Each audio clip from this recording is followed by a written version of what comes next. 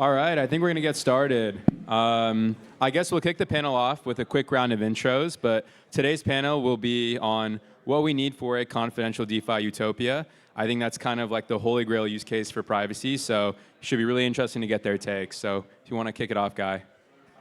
Yeah, hey everyone, I'm Guy Ziskin. I'm the founder of Phenix. I've been involved with a secret network before where we actually did some confidential DeFi with secret swap and some other things.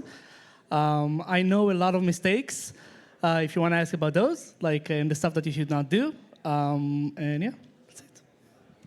Hey, I'm Tarun, founder of Gauntlet. Most of my interest has been writing a bunch of papers on impossibility results in confidential DeFi, but there's still hope. Hi everyone, my name is Emilio. I work in Avara. I am one of the developers of the AAVE protocol, and we are also excited about the use case for confidential DeFi. Sweet, thank you guys. I guess first question here would be, what are the most promising privacy technologies today or privacy techniques that you've seen? I mean, I'm going to say FHE. It's like... actually, I'm more of an MPC person myself, so I still think that MPC has like a lot of promise. Obviously, ZK is needed everywhere; like it's not going anywhere. I actually think we need like all of the range. Like, you know, for MPC, you want non-collusion, so you need TEs to kind of keep the shares.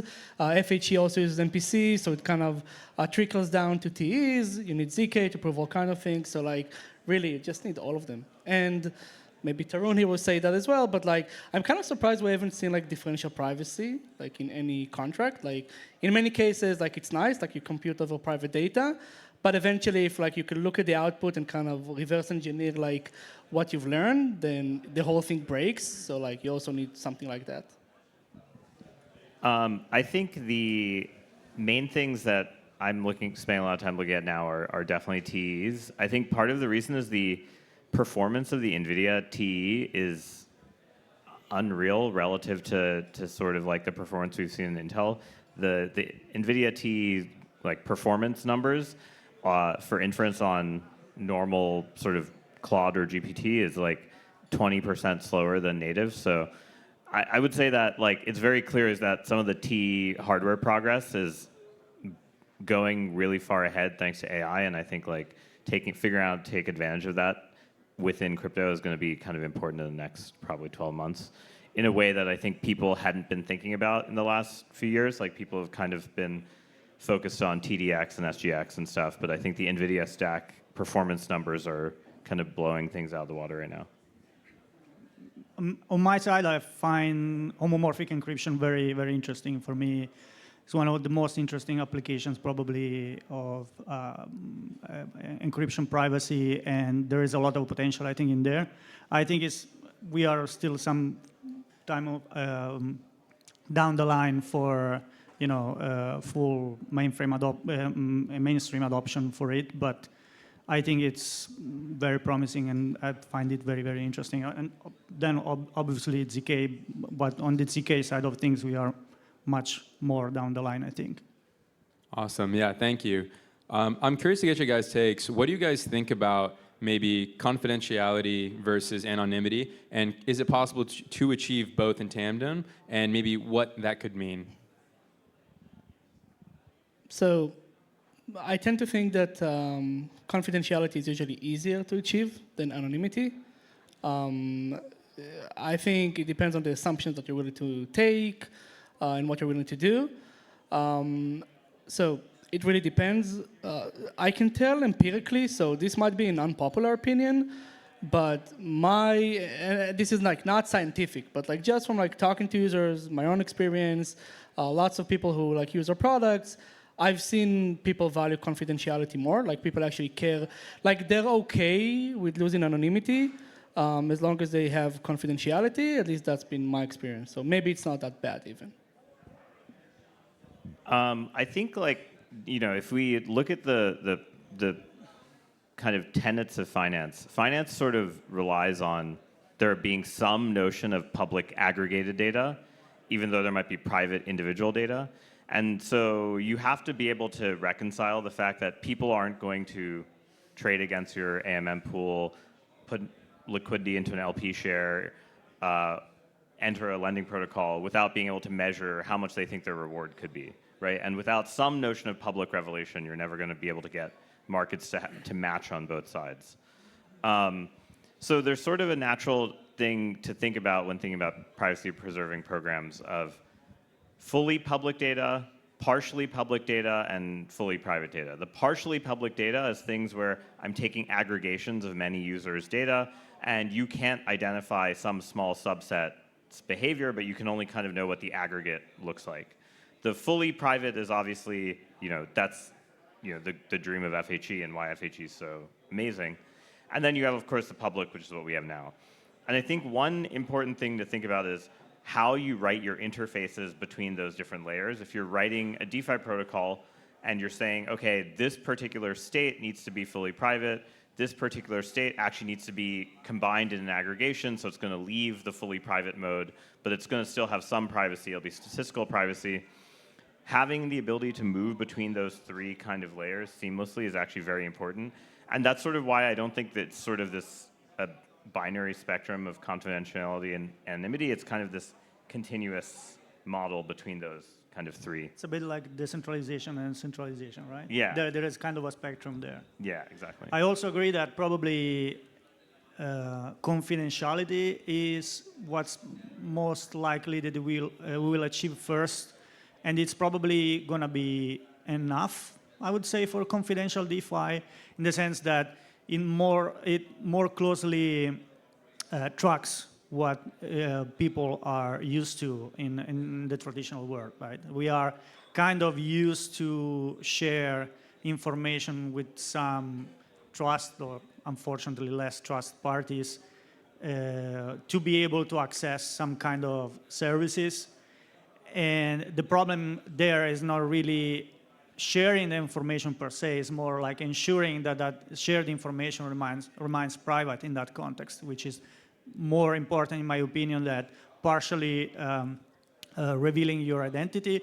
I think like the full anonymity is like more of a new, like it's more like it's getting this concept is getting a lot of traction with the adoption of the internet. Like anonymity has always been a thing, like since the beginning of times, but with internet enables to kind of achieve it much easier. But I don't feel it's like a primary need of every individual. It's probably a primary need of some individuals, and it should be accepted as a need for some individuals. But I do think that for the purpose of building confidential services on top of the blockchain, probably confidentiality is good enough, in my opinion. Yeah, thank you. Next question, which I think is like at the very crux of privacy.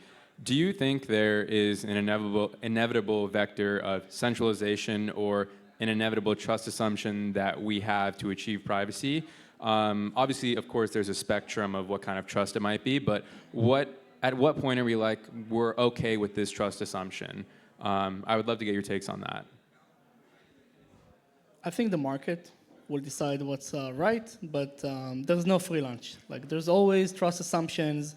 Anyone who tells you otherwise is lying or being obtuse. Like there's always something. There's always fine print. And what is the fine print that the market will agree with? I don't know. Maybe other people know, but I think we'll see in time. Yeah, I think the other thing to remember is that there's always sort of a efficiency versus utility trade-off when it comes to privacy, in the sense of, the more privacy I have, the harder it is for the market to build around it, or the market has to spend more gas. Even something as simple as like, I have to spend a lot more gas per transaction, fewer people want to use it, the prices are stale, ... So I think there's sort of just a question of, what level of efficiency you want. And I think the ideal private mechanisms are one where they gracefully degrade to the public mechanism. So I'm a user, I want the cheapest swap, and I don't really care. I should be able to say, okay, just execute that way. But there's sort of some notion of a dial that I can choose that says, hey, I actually want this much privacy, and I'm willing to pay this much more for it. I think those types of mechanisms are the ones that are likely to be the most competitive because it allows the users to choose what level of privacy they have versus kind of being dictated top down that like, hey, you have to enter a shielded mode and you can't leave, which is like how a lot of kind of things have been designed so far. Yeah, I agree with this idea. I actually like this approach of like a mark-based degree of confidentiality. So as Taron was saying that like the degree of freedom that you have in accessing certain services also is tied to the level at which you are willing to share certain information. And there are market dynamics involved in this kind of mechanisms, of course, and inevitably, I do agree. It's a bit like in everything. Like we will need to deal with trade-offs moving forward. Again, it's very. I usually do the parallel with decentralization versus centralization. You know, like I had a panel on RWAs before, where we were talking about RWAs.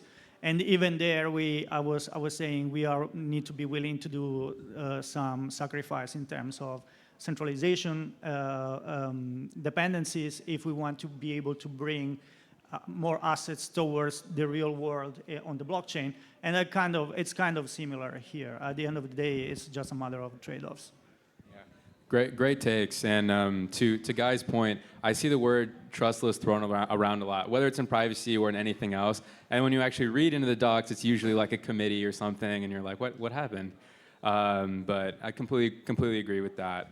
I'd love to get your takes on what you think about the trade-off between maybe sometimes privacy and regulation and what that might look like.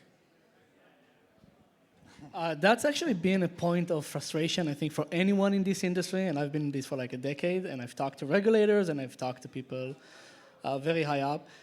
What's even more frustrating is that just in the last month, I talked to I'd say a couple of very well-known figures, operating on the crypto compliance space, and I asked them head on, what's, let's say we have good intentions. We want to have privacy, but sure, we want to be compliant in a way. We at least want to give the option. What should you do? And their answer was that there's nothing we can do. There's nothing we can do right now that would satisfy the regulators because the rule book, the goalpost keeps being pushed and changed. And so it's a risk game that we need to take on ourselves and then decide what's okay and what's not. And I think that's a very unsatisfying answer, but it seems like that's where we are right now. So many of you probably know the parable of the hero's journey, which kind of goes through a lot of movies and stories you've probably seen are you have this hero who has this finding themselves, gets lost, and then comes back and figures things out.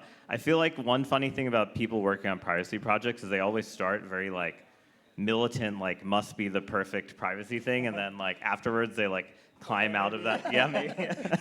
and I think that's kind of a thing that we've seen. I think for instance, Amin's new project or project he's sort of part of, Oxbow, I think is a good example of something that's Tornado, but with some proofs of hey, no address in this pool is in this particular subset.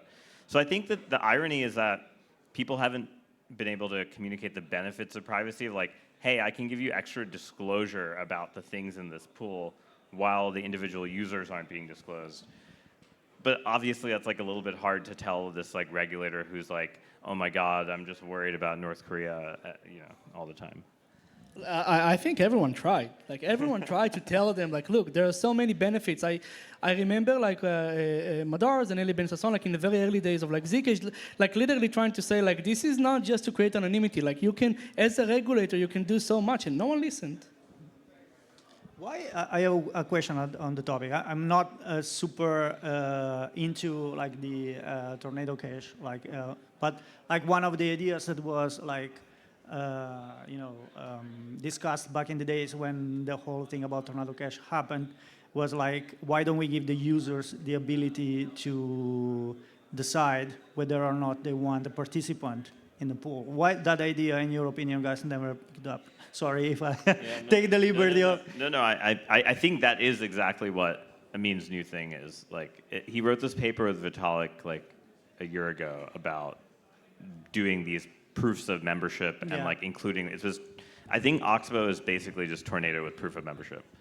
I think it's just that the people working on Tornado and around it were initially like, fuck the regulators, right? Like it's like yeah. That's why and the hero's journey part is a lot of them are the ones who have avoided the prison cells have kind of moved to like, okay, let's include the proofs. So if those things are successful, I think maybe that's a path to show regulators, right? Like, hey, actually, these proofs of membership or non-membership in some set you want that you care about, you don't really care about any individual, you just care about this membership property.